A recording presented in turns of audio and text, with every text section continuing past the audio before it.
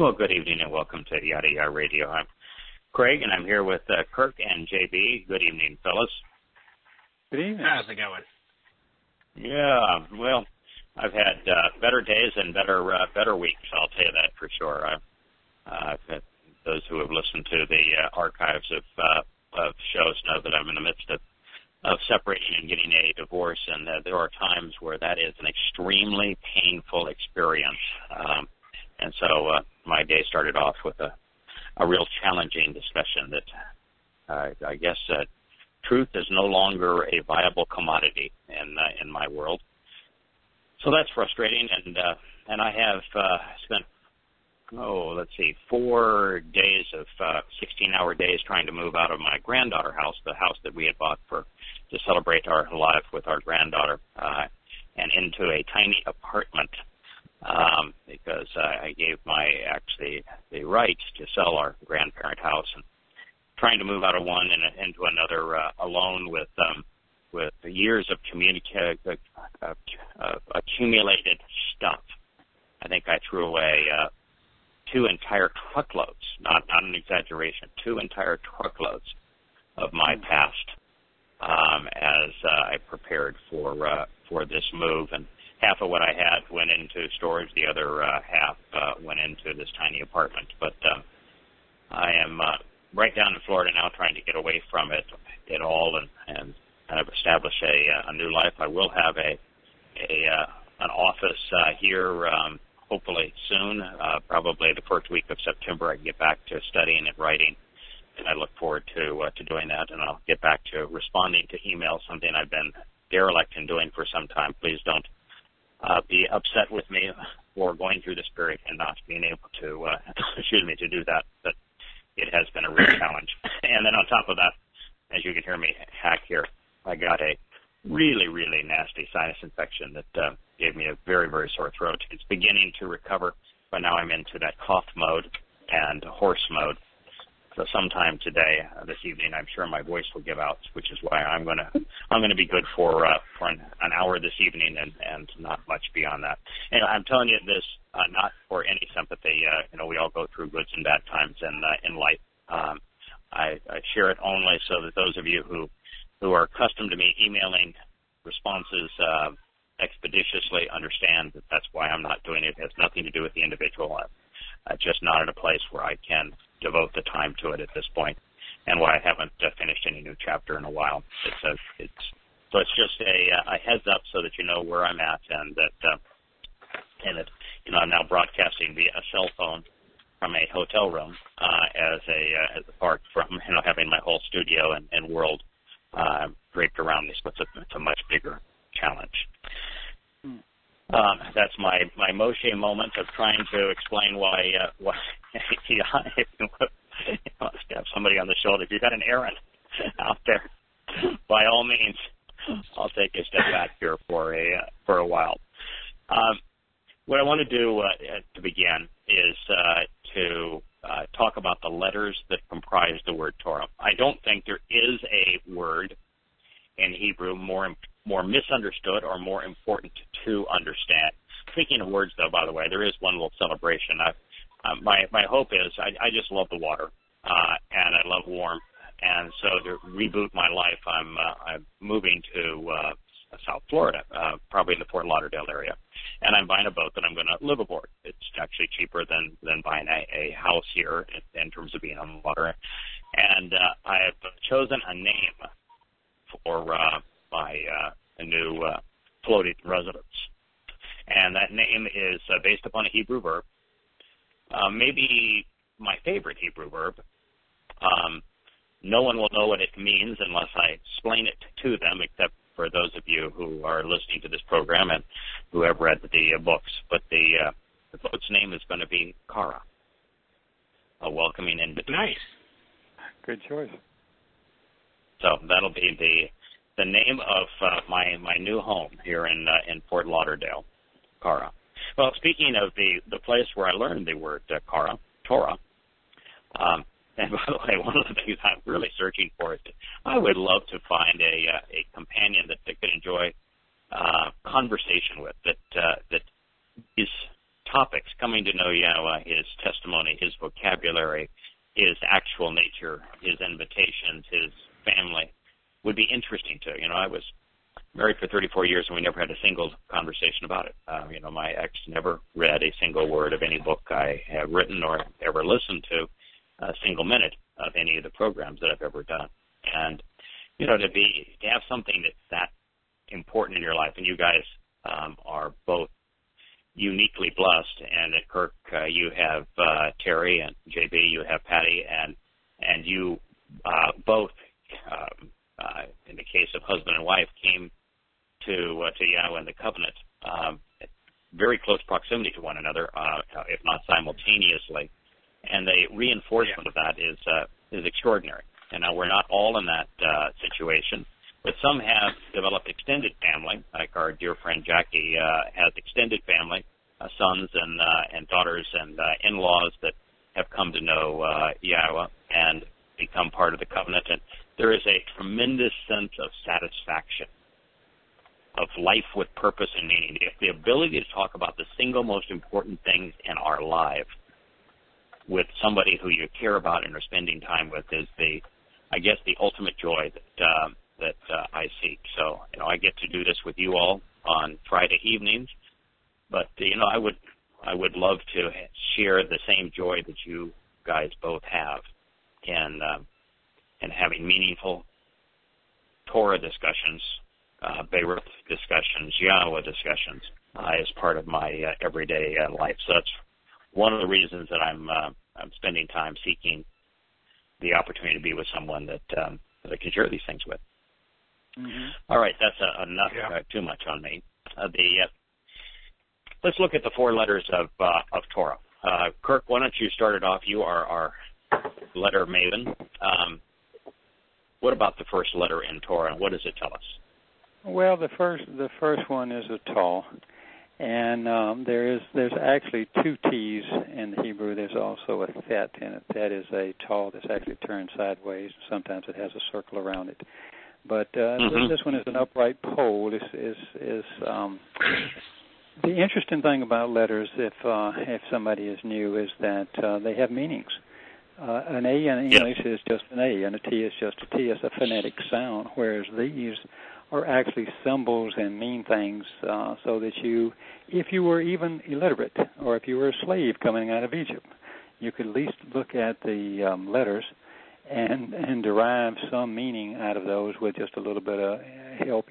Or just looking at it, you can see that certain things look like people, or certain things look like an upright pole. In this particular case, the Taw is exactly that. It's an upright pole. Some of the meanings I wrote down. Some of the meanings. I want to pause you just 1 second. Sure. What you just said is unbelievably, is exceedingly important. Now, we talk about why Hebrew, why Yahweh chose this language a lot. The fact that verbs in Hebrew exist in all time. They aren't stuck in the past, present, or future. And how powerful that is, particularly when compared to light, as Yahweh compares himself to light, and how light time simply exists. And we talk about the stems being relational, and we talk about the moods being volitional.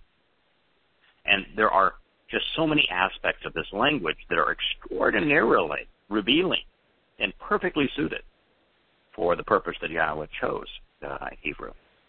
But prime among them, especially for a man who is artistic, is the fact that they are graphic. These letters all paint pictures. Yahweh is a superb communicator. And a lot of times I'm accused of being pedantic because I'm just so into the details. Well, it's the details that help us understand the picture that he's painting.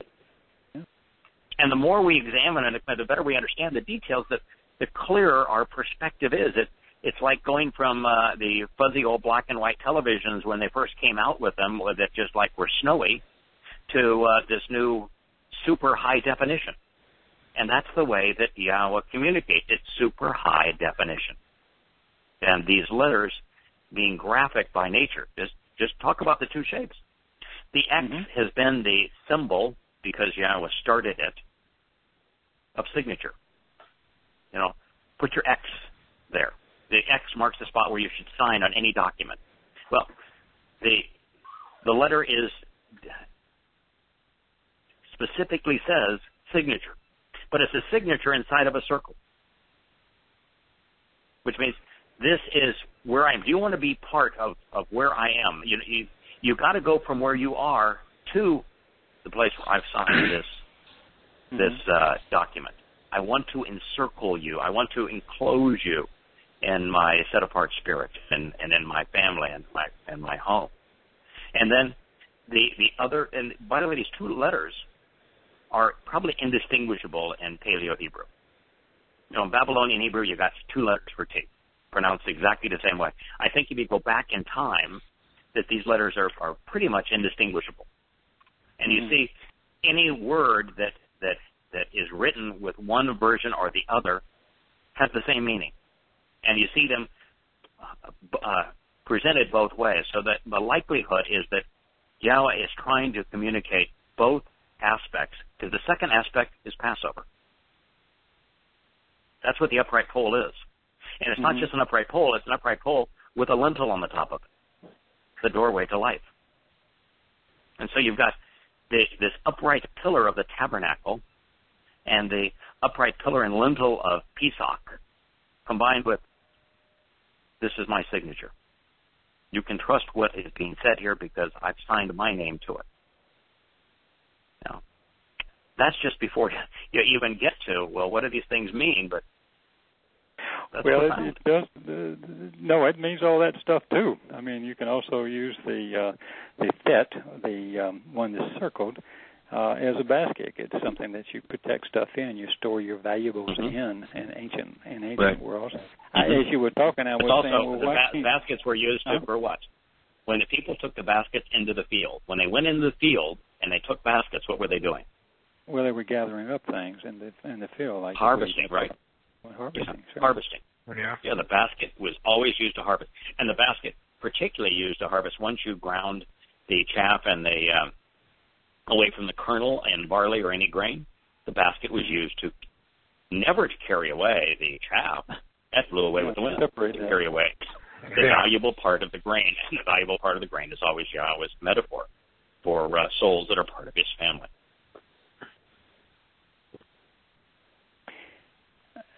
Well, yes, and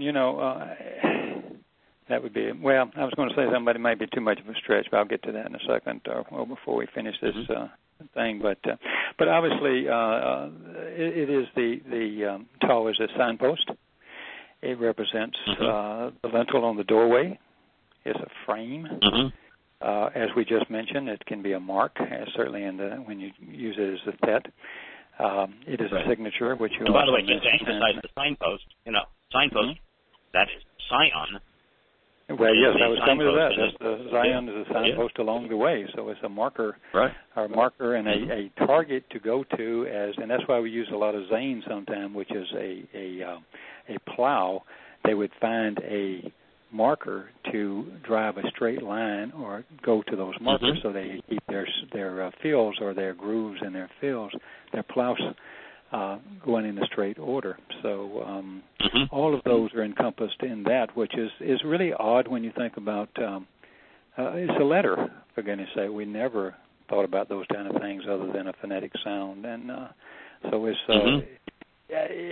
the Torah is probably the only book where you don't ever need an illustrator. It's got all it's written correctly. It's already illustrated. There's no room for I'll be out of work, man. Yeah.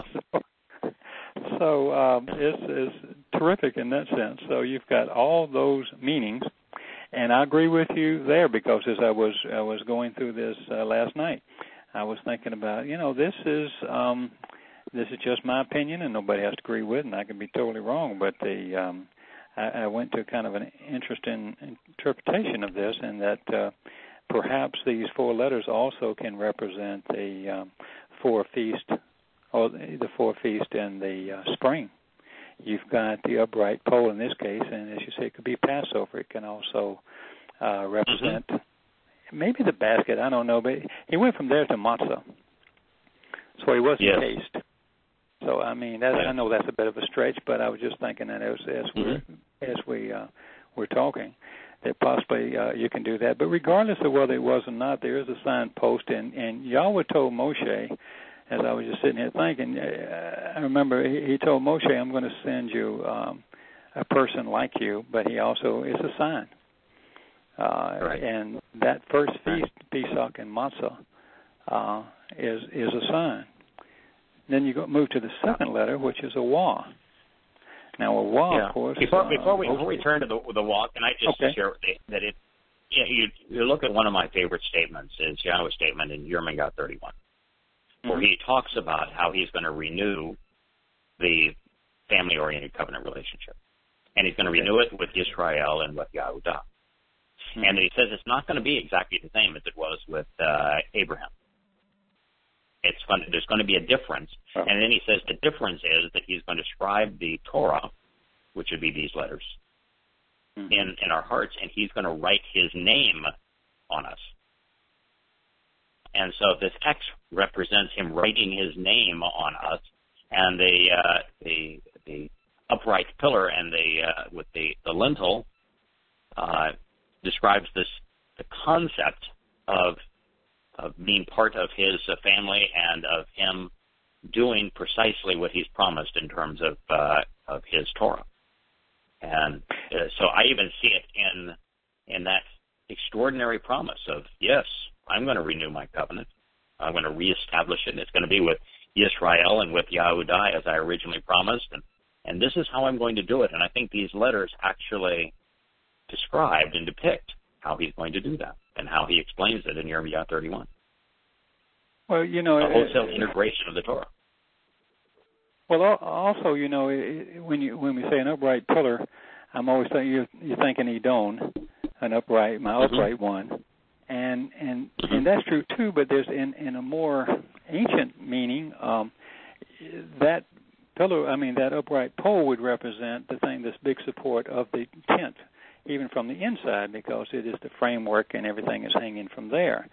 So, and then when they would take the tent down, you realize that it was carved as a pointed part at the bottom, so it was sticking to the ground to do that. But then it becomes a weapon to protect the household. Now they have a weapon to protect the household, and the head of the house would wield that if they had to protect them from anyone attacking the family home.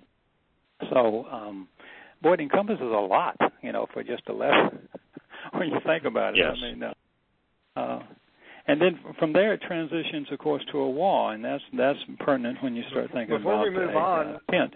Something I was just thinking about in regard to the Towrah, as symbolizing the doorway. I think, maybe I'm out on a limb and just reaching a little too far, but it being the last letter of the alphabet, I find interesting in that, people are often want to, literally rush to the doorway. They don't want to spend the time to study. They don't want to, they want to jump right into, and understandably want to jump right into it, but the idea that the doorway is at the end, you have to work through all this before you really pass through the doorway. Celebrating Passover in and of itself, doesn't get you through the doorway. You have to do the work leading up to it, coming to understand it, know it, and embrace it before you can even enter the doorway. So, like I said, maybe I'm out on a limb, but I think it's interesting that it is the last letter. Well, it's almost like last chance symbol. Mm-hmm. Yeah. Well, we so then you move to the law, and the law is to be increased, to be added to be secured. The tent peg. Yes. The tent peg. It enlarges the family home. It enlarges the family, if you would, as well. This is the extension of the tent. And if you think about it, also. The next feast after Pesach and Matzah, of course, is Bikurim, and Bikurim is adoption. That's when, of course, that's not symbolic. You've increased the family, and you increase the number of members in the family home. So the Wah is, and that's why they use it as an and. This and that is an add-on in addition to. But in this particular case, the family and the family home. And of course, as you were talking earlier, and we were the Wah happens to be one of the letters in Yahweh's name. And so from there we go from the Taw to the Wah, and now we go to the last two letters, and just my personal before we leave the Wah, I want to share just something else that strikes me. I've always wondered why the Wah in Yahweh's name.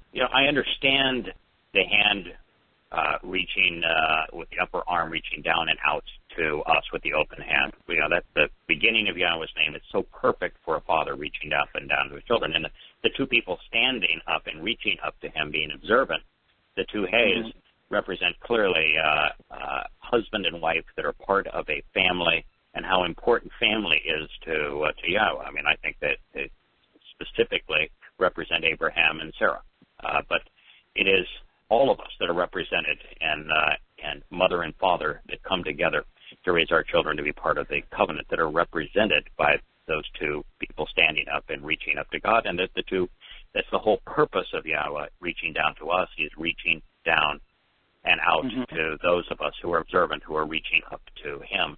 But then what you have as the letter in between is the Wah, is that now you speak of bringing two people together. That whole story of they come together as one, and together as one they conceive new life and create a family and raise children and provide for a home. And when men and women come together in this way, the Wah bringing them together, then we mirror the covenant. So by having Hey Wah Hey in Yahweh's name, you see the covenant literally manifest before our eyes. Men and women coming together to become a husband and wife, to becoming mother and father, to bonding in such a way that they not only conceive children, but rear those children in a secure home where they are loving and encouraging them. In other words, modeling the very covenant that Yahweh is envisioning with us. And that's why I think you see those three letters in Yahweh's name following the hand that is reaching down and out to us. Well, I thought JB's story he told maybe it was a couple of months ago, the one when he was looking down at to his child, he and his wife, and she's reaching up and they're reaching down, and it looks like two Hays and a Wah. I mean, that was really sweet. That was a picture there. So then if you move on to the next, before you take over, I'm sorry. I'm just saying I'm reading in the chat room, and it says that there's a Blog Talk Radio problem this evening, and there's no sound in the chat room, and so the answer to that is the call-in number that's 563-999-3021. There is another guest call-in number, which is 347-326-9553. So there's another listener number, 347-326-9553. If you wouldn't mind, JB, if you could also type that number into the forum, since the people that I'm talking to now obviously can't hear unless they're already on the phone, but give them that number as well in the forum. That we'll make it go the best we can. Yeah, the next letter is a Rosh. Rosh is interesting in that it's one of 10 letters of the 22 letters in Hebrew that is directional. And this is something, Kirk, you were the first to discover. And I think this is actually something very profound. One of your most enlightening discoveries was that with the 10 letters that are directional, the Aleph, for example, the is directional. It faces to the left. The Be'eth, which is the family home, has an entrance only on the left side. The Lamed, the Gimel, the foot, is as we would look at it, facing and therefore walking to the right. The Zain, that TS sound, is a plow. The plow has a direction. It's moving to the left. Yahweh's hand, which is reaching down and out to us, is definitely directional, and it's reaching from right to left. The Nun, which is the child that is born, the sperm, is diagonal from right to left. The Shin, which is that thorn, describing words that separate, is directional, moving from right to left. And the person, the last one, which is this Rosh, is a person whose back is to the right, who is facing to the left. There are 10 directional letters in Hebrew, 12 non-directional letters. For example, the Teth is vertical. The Hays are vertical. The Waf is they're vertical left and right, and so they're not leaning in any direction. So what you found, Kirk, is we were trying to decide how a word gets a negative connotation or positive connotation is whether or not that directional letter was looking towards or away from one of the letters in Yahweh's name. So if it was looking to a letter in Yahweh's name, the word was most obvious, was most typically very positive in its connotation. And if it was looking away from one of the letters in Yahweh's name, it had a negative connotation. Yeah, it was about 98% accurate as far as I could tell, and some of them have a little bit of both. And probably where it wasn't accurate is just the corruption of the language over time. I find that more and more and more. If you dig deeper, you start cussing in the middle of the night. Kind of, how can you people get this right? Right. So in this particular case, the Rosh is between two letters in Yahweh's name. It is between the Waf, that's securing additional tent peg, and the back to it, and facing the Hey, which is the only letter that's repeated twice in Yahweh's name. So it is facing the letter that is repeated twice in Yahweh's name, which is the observant individual. And in this particular case in Torah, I think the fact that it is facing the observant individual helps define the very nature and purpose of the Rosh, which is to use your eyes and your ears and your brain, which is what it depicts at the profile of an individual, looking from right to left, looking at the Hey, which is the observant individual that's reaching to God. That its direction in this case helps to define the term, because we constantly say in the positive connotation, it is the observant and thinking individual. It is shamar on steroids. It is shamar as observant, closely examining and carefully considering this juxtaposition in this extraordinarily important word, Torah, facing the observant individual, looking up, reaching up, standing up to Yahweh, is what that individual is contemplating and observing, and therefore paying attention to the two letters that are in Yahweh's name. And with the back of the head protected by, if you will, that securing tent peg. Its very location in the word is powerful. Well, I wanted to just add to that, that it's also, as you described, it's the top of the first, the beginning, and the best, but it's also the first fruits. And that connotation, that brings us right over to Makurim and as well as being enlightened. There, so it's a wonderful transition. I keep looking at the two things. It's like almost an evolution of where we start once we get on the path. We're constantly looking and studying and learning. So it's all cerebral at first, and you're trying to connect all the dots and get your head clear and get rid of all the stuff you've been taught all your life and get to the truth and the heart of the matter. And then all of a sudden, now we from there, once you get it, and once you go through the Moed Mikros and you're empowered, you've been enlightened. That's the enlightened part to me, I think, in the Rosh. And then when you get to the Hey, that's your empowerment, because now you can actually do something with it. You can share it. You can walk the path. You can engage with Yahweh. So it's a phenomenal word. It is a feminine word, by the way, too. We forgot to say that. But yes, it is. Yes. It's got the Hey at the end, which makes it a feminine word, like Yahweh's name, for example, is feminine. Like the Be'erith covenant is feminine. There's so many important words that are feminine, and this is one of them. Yeah.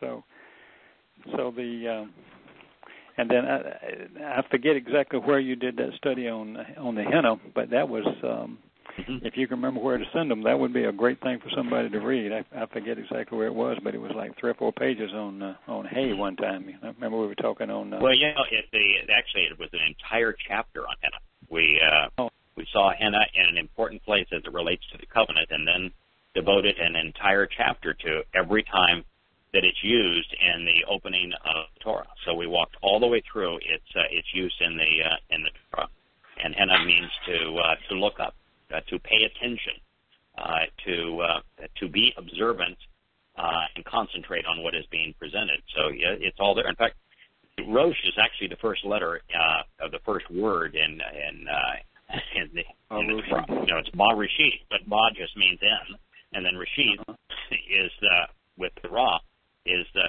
beginning. That's first fruit. Cool. It's what's the greatest priority. First family. Prioritize. Well, of course, you've got. I'm sorry, but you've got that when you said the Rosh is between the Wa and the Hey, and the other place it is to emphasize it once again is Yara, which is to teach, which is I learned the Torah so I could remember it. As I used to say, it's good, ITGD, for instruction, teaching, guidance, and direction. So I would get that horrible law thing out of my brain, like I was trying to get rid of Lord. As a Southerner, as far as everything's oh Lord this and oh Lord that, and trying to teach myself to identify with it. So, but all those things apply. It's instruction, but mostly it's teaching. And I tell you, you can't look through 7 or 8 lexicons and not come up with teaching. Then they have to really stretch to get you into things like law, and then to the and on and on. So it's yeah. But, and then look at the last letters, the Hey, and the Hey depicts a person standing up, looking up, and reaching up. Not bowing. Right. It shows that God wants us on our feet, our hands in His, so that we can walk with Him, not bowing down. He doesn't want our hands clasped in prayer before Him. The person is paying attention and attempting to benefit from what Yahweh is offering, which is that outstretched hand. Wow. So that's pretty great work. Our relationship. Yes. And how in the world religious Jews and Christians corrupted this word so that they convey that it's law is just mind-boggling. Mind-boggling. It's a word that's described based on the verb Yara. Yahweh introduces it by telling us that it's based on the verb Yara, which means source from which teaching, direction, and guidance flow. And it's so clearly about teaching and directing and guiding and instructing that to corrupt that to law is one of the most egregious crimes ever committed. I'd say that's second only to changing Yahweh's name to the title Lord. Would be the single most egregious thing that has been done by religious men. Corrupting teaching and guidance to law is the second. I think someone, Kirk, wrote you and wanted to, just to have an understanding as to why I made a translation in Yeshaya, Isaiah 8:10 as to why I had obedience in the definition when there is no word in Hebrew for obey. Let me just, because we're talking about Torah meaning teaching and guidance and not law, let me just share that with you and why I wrote it the way I did. Now looking at it, I would do it differently, so I'm not claiming to be right here, but let me tell you what I was trying to convey. It says, choose to listen and respond to. This is wa azan. Elect to hear and to heed. Choosing to give ear while pondering and considering, hearkening and being observant, obedience to. And then the next word is any cold, distant lands, faraway countries. arming yourself while preparing for your defense, Azar, choosing to gird yourself for war, electing to strengthen your army while binding others as part of your military preparation, the Hitpael imperative, by choosing to establish and equip a military to defend yourself, you will have chosen to be by yourself, is what that means. And, by the way, Hazan was written in the Hiphil imperative active, which means that the individual is choosing to be influenced by what their country, the reason, and then it says, and you will have chosen your own fate, which is to be terrorized and bewildered, shattered, abolished, even cast down in fear. Wa chadath. And you will have elected to be confused, discouraged, broken, and destroyed, choosing of your own volition to be dismayed and frightened, living in a state of anxiety, paranoid, astonished, and ruined, having failed by doing something dreadful, called imperative. Now, the primary definition was choose to listen and respond, arming yourself for war while preparing for your defense. But that sounds like the Trumpites today. America's never had a stronger military. He just passed that new budget. He says that the most powerful and best military in American history. When you outspend the rest of the world combined in spying and in your war preparations, then you are listening to, if you're saluting the flag and the national anthem and Pledge of Allegiance and all that sort of thing, and you're patriotic pro-military, then you are choosing to listen to and respond, even being submissive to, if you will, your government. And if you do that, and you have this patriotism and this commitment to believing and letting your government influence you in this way so that you become supportive of these things, then the consequence for you is dismal, is what this is saying. Choose to devise your scheme based upon the revolting advice and counsel of others, but it will be nullified because you have chosen to be in violation of the covenant. So this, Hebrew poetry, one thing reemphasizes and confirms the previous statement, just said from a different perspective. So if you look at the next statement, choose to devise your schemes, plan your course of action in consideration with your own inclination based upon the revolting advice and counsel of others, but it will be nullified because you have chosen to be in violation of the covenant.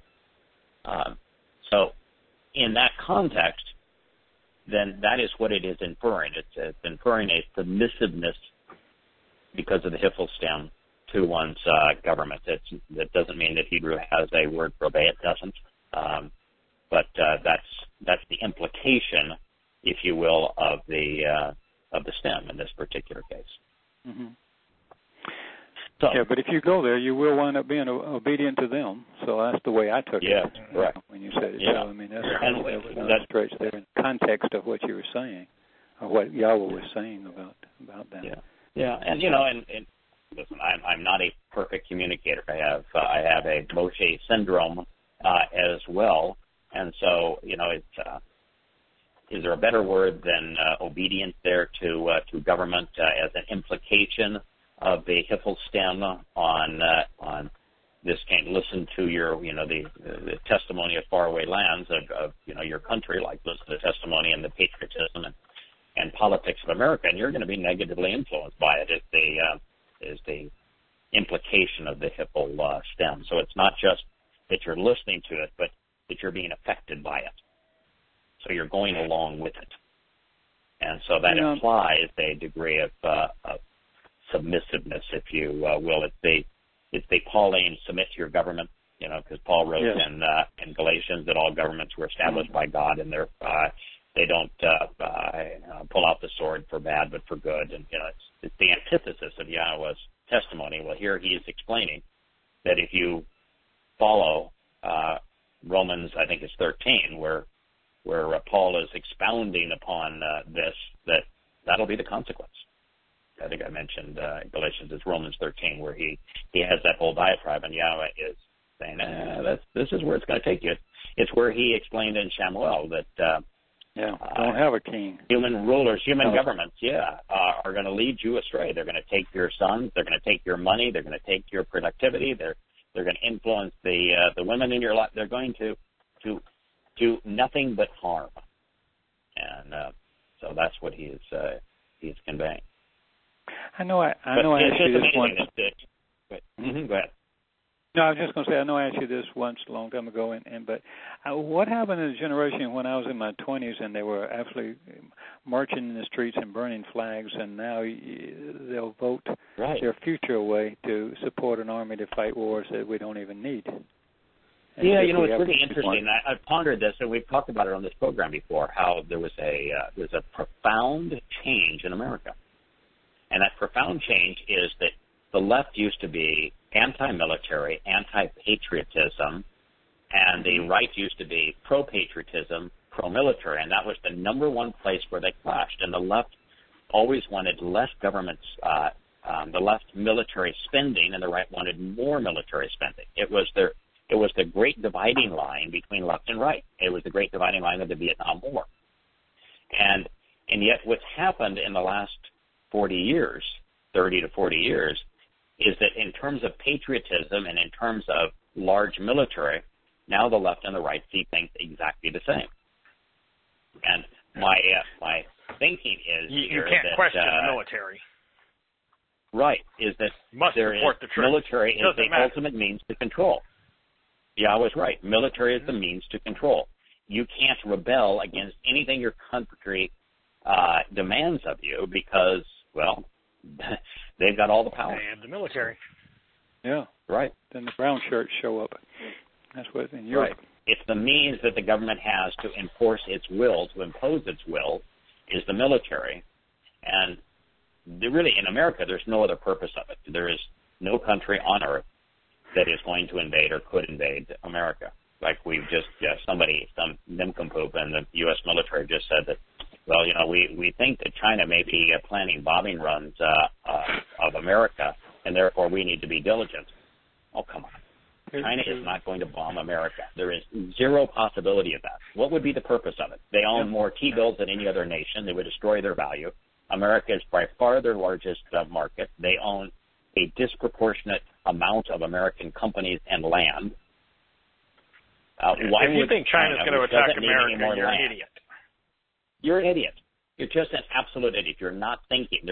They have no means to do so and occupy America. They have no means to invade and occupy America, and they have no benefit in invading and occupying America. So you're 0 for 2. And to try to justify military spending and military power by that means is just utterly stupid. It's like this whole argument of Russian interference with U.S. elections. Listen, if Russia can influence American elections by buying Facebook ads, we are. We deserve it. Yeah, we deserve it. Yeah, that's the whole thing. Someone pointed out the statistic. We spend more money on defense than the next 26 nations combined, 25 of which are our allies.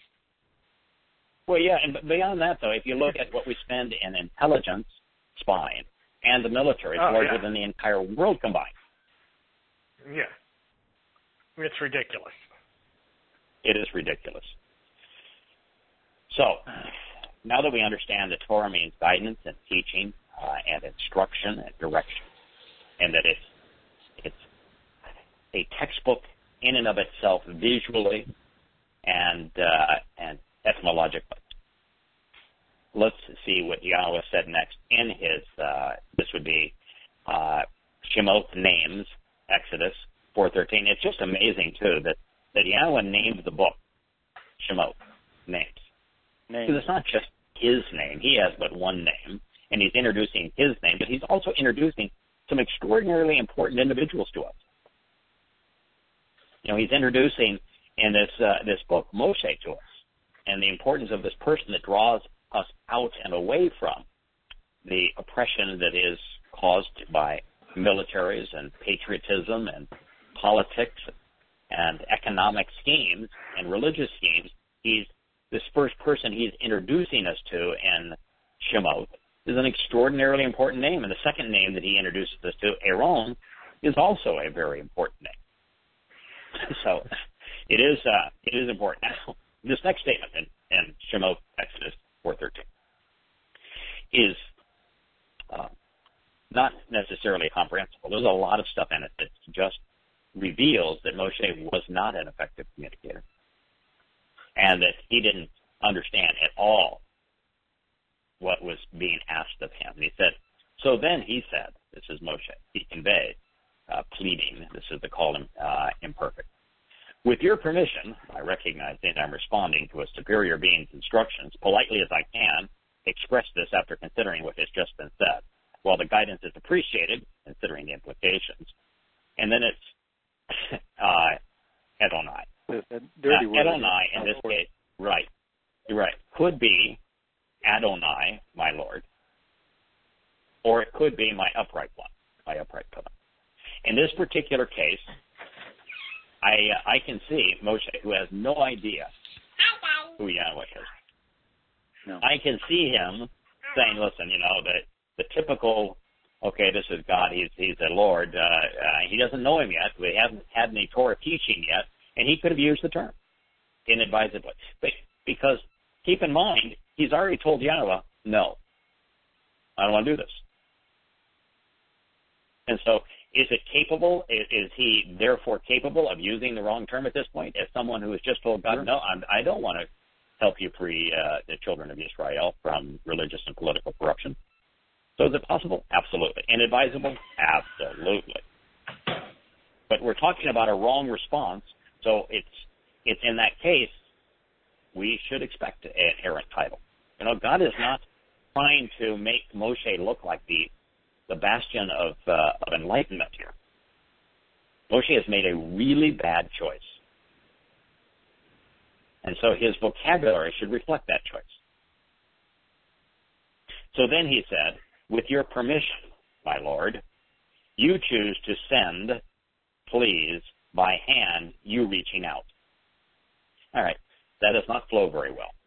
But he's begging him. He says, you, of your own volition, you should dispatch, please, I'm pleading with you, by your hand, reaching out. In other words, dispatch the children of Israel yourself. Yeah. That's what he's saying. Dispatch them yourself. He's not clearly communicating. He's stammering here, but by your own hand, do this. Well, could Yahweh do that? Sure he could. Could. I don't think so. Let me tell you why I don't think he would. I don't think he would, but I don't think he could because it's contrary to. Well, it's not just free will. Is that the entire purpose of life on this planet, of human beings, the entire purpose of the Torah, the entire purpose of the covenant, the entire purpose of Yahweh with the entire conception of the universe and life within it, is to form a relationship with humanity. Make him work with to form this, to build this family, and to have this great adventure together. And so, if Yahweh is going in there, and it's Yahweh v. Egypt, Mitzrayim, oh come on, that's not the way it works. There's no contest. Yeah. Right. It's not the way it works. Sense. Do you think that Yahweh could have conveyed the covenant to us in a way other than through this discussion with Abraham? Well, yes, but it's not the way he works. So he couldn't. Not and be true to his nature. So was it possible? Technically. But not possible because it would be contrary to his nature to convey the covenant except through this individual Abraham. It would not have been Yahweh's nature to save a family from the flood unless you understand the nature of that family and who the leader of that family was and why that family was spared. So it was with Noah. And now this is with Moshe. So I don't think it's not consistent with Yahweh's nature. So while he has the power to do it, it's not in his character to do it. He does everything through individuals. That's the prime directive. Right. So technically, could he? Yeah, I suppose, but I don't think he could. Really? Yeah, because it's not in his nature. It would be opposed to his character. It's an opposition to the prime directive. His stated purpose. It does change the filter, too. Where he filters the people who will actually join his family. I think about that a lot. He just cannot make it easy. Otherwise, no, you're right. We just transfer everything to a higher level, to a different. Right. To a different. Yeah, if he went into to Mitzrayim and just torched the government and annihilated all the people, and there was no lesson there, and then the people walked out, what would we learn about the nature of human religious and political schemes? And what would we learn about the children who are the model that Yahweh is using for what works when you trust him and rely upon him and follow him, and what doesn't work when you're in opposition to him, and you don't listen to it? Lost. You wouldn't have the story and the teaching of Yisrael. So when you think about it, Yahweh is the best teacher. He knows what works for teaching us these things. And those examples are what works. If you look at the Torah itself, what book did Yahusha cite from the most of the 5 books of the Torah? Devarim, maybe? That is correct, Devarim. And the reason for that is that the first 4 books, Yahweh is communicating to us through Moshe. And Devarim, you've got Moshe, the individual that Yah has chosen to work with, explaining how the Torah and his teaching works in our lives, what the priorities are, how we apply it, which is the very nature of the way that he operates. So that's the reason why I think he says, Moshe says, you do this on your own. You're God. You don't need me. I'm the wrong person to do this. And so Yahweh's response is heartbreaking. I think it's in the top 4 or 5 most haunting and tormenting statements in the entire Torah prophets and Psalms. So my worst may be when Yahshua appears and Shamaim with Yahweh, and Yahweh opens the door and there's no one there. Yeah, that's heartbreaking to me. But this is heartbreaking. So this is Shimei. This is Shemot, Exodus 4:14. Then indeed, surely, because of this, Yahweh was displeased. He was disappointed and exasperated. He was unhappy, annoyed, and grieved, vexed, deeply concerned and agitated, even a bit angry and incensed with Moshe. So he said, what about Aaron, your brother, Eloi? I actually know that indeed he speaks incessantly, making words come alive. Wow. So this is Yahweh who just explained to Moshe, you're worried about your tongue and your mouth and being unresponsive. Didn't I make the human mouth? Don't you think I can work through yours? And Yahweh chose this man because this man was the most qualified to do this mission. Yahweh didn't have to teach him the horror of human religion and politics. He already knew it firsthand. Yahweh could spend all of his time talking about the positive nature of his Torah. And when Yahweh then would go into the problems with human political and religious schemes, his teaching resonated with Moshe because Moshe was part of it. He knew it. He had left it. So Yahweh was disappointed. He was exasperated. This is completely flies in the face of God wants to, loves everyone. No, he was disappointed. I mean, when you recognize, he was even more. He was Charo and Alf. His anger and burning anger. He was really yes, yeah, he was upset. It was a burning anger. Yeah, he was really upset. And can you imagine, though, being the creator of the universe and saying, I want to perform the single most important deed in human history through you. I not only want to liberate my people, and it explained that my Torah is about liberation, it's about freedom. I not only want to explain that I want to take them away from religion and politics and militarism and economic schemes and into this promised land. And I'm going to do it through my Moed Mikra. But then I'm going to reveal my guidance through you in the process. And you're telling me on no. On the grandest stage. On the grandest stage. You're going to become perhaps the most important person in human history. because of what I want to do through you. And you're telling me no? Devastating. What about Aaron? Aaron, what but a powerful notice term. Yahweh Now, Moshe, didn't strike down him. He didn't, reject him. He worked with him. No. Yeah, what he did is he toned it down. The God who's just looking for any reason to kick you out. Right. This is a God who's willing to work with you. Right. He toned it down. He offered Moshe the keys to Shamayim, to the spiritual realm. He offered Moshe the single greatest mission in human history.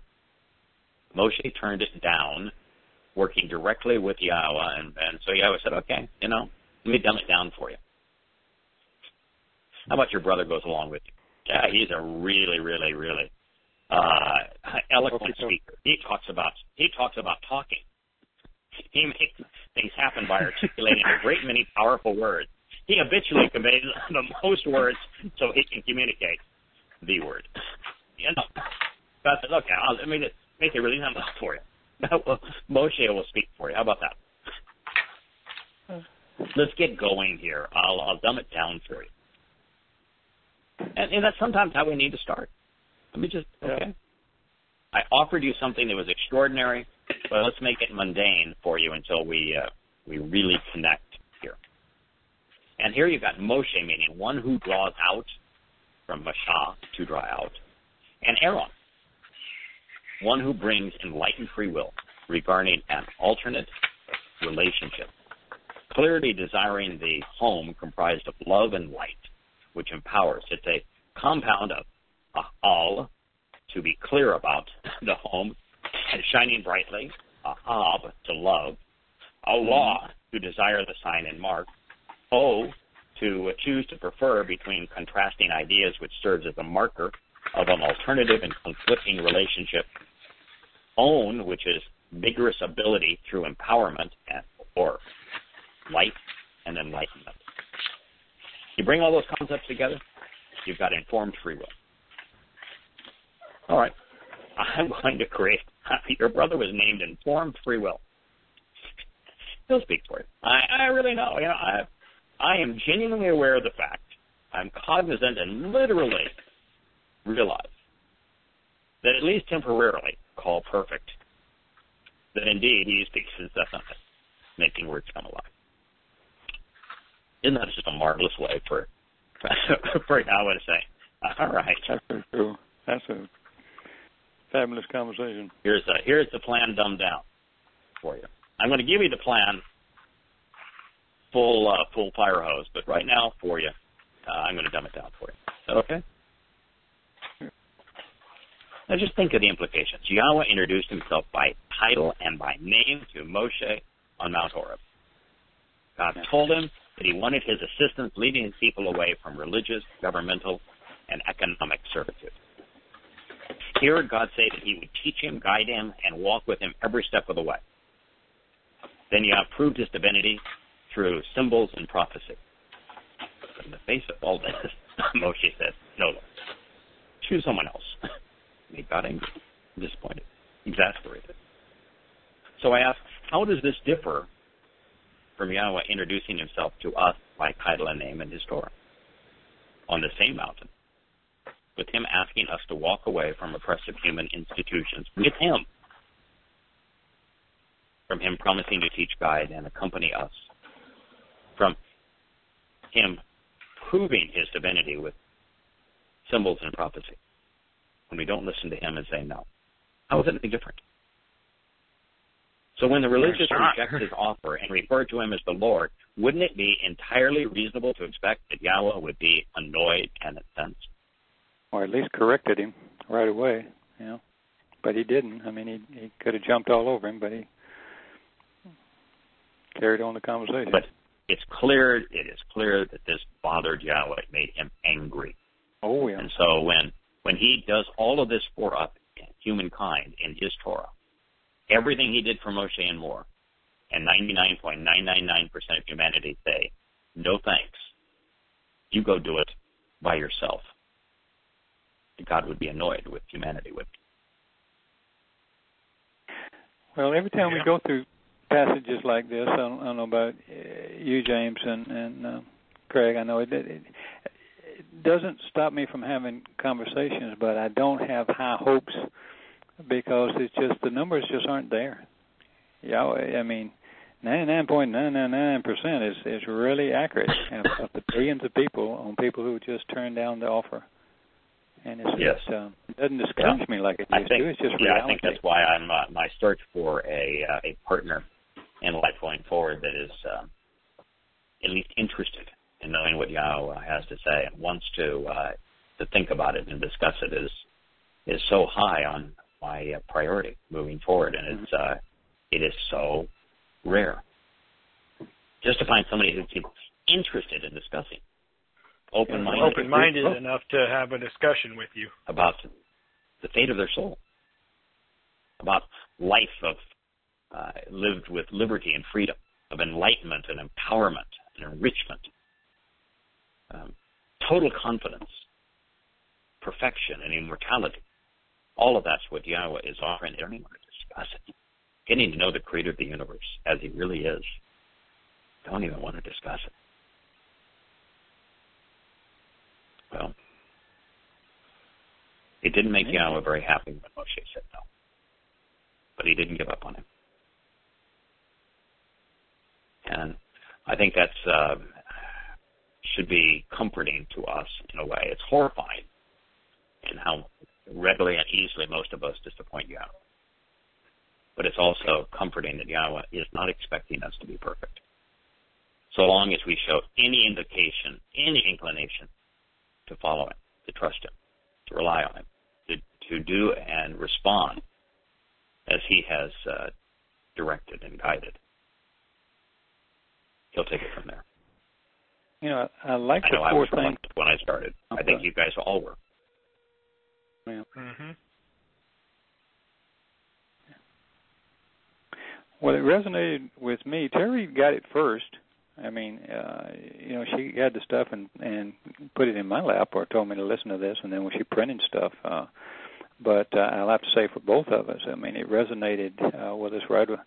It didn't take very long before you saying, yeah, that's right, and I know that's right, and I know that's right. And if that's right, then I'm really confused on that matter because that ain't what I thought, and on and on and on. But after you could check off the little boxes, that's why I say no, nope, and then you can do a little research, and there it is. But there it is.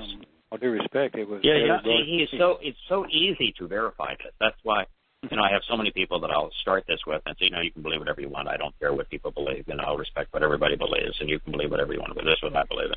And you go, no. I don't believe anything. Yeah. I know. Prove it to yourself. And you can know. Don't trust me. Don't believe me. Read it. Study it. The evidence is there. It is convincing. It is powerful. It's enlightening. It's enriching. It's all there. It's verifiable. He gave us everything we needed and much more, so long as we're open-minded and observant, willing to closely examine and carefully consider what He has to say. It's all there, and everything He says reinforces it, right down to the nuances of the letters themselves that comprise these important words. A name like Moshe, to draw out. To draw out from where?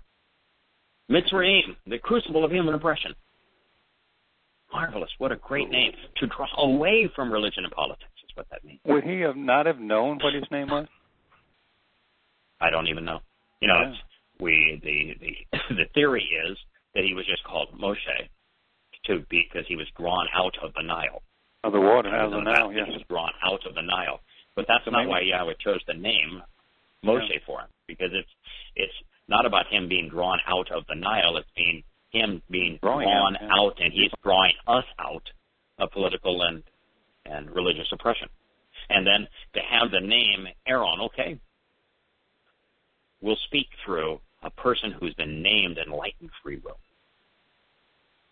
That's pretty good. He makes words come alive. Mm-hmm. Names are so very important, and they convey such astonishing meaning. So if it's all right, gentlemen, my cough and my voice are giving out on me. I'm going to call it a night. I appreciate you all listening. I'm sorry for the personal intrusion in the beginning of the program, but I did want you to know why I'm not as responsive as I had been in the past. And I do come to you with a little bit of a heavy heart with the human aspects of life, although remain as passionate and as enthused about Yahweh and His covenant as I have ever been.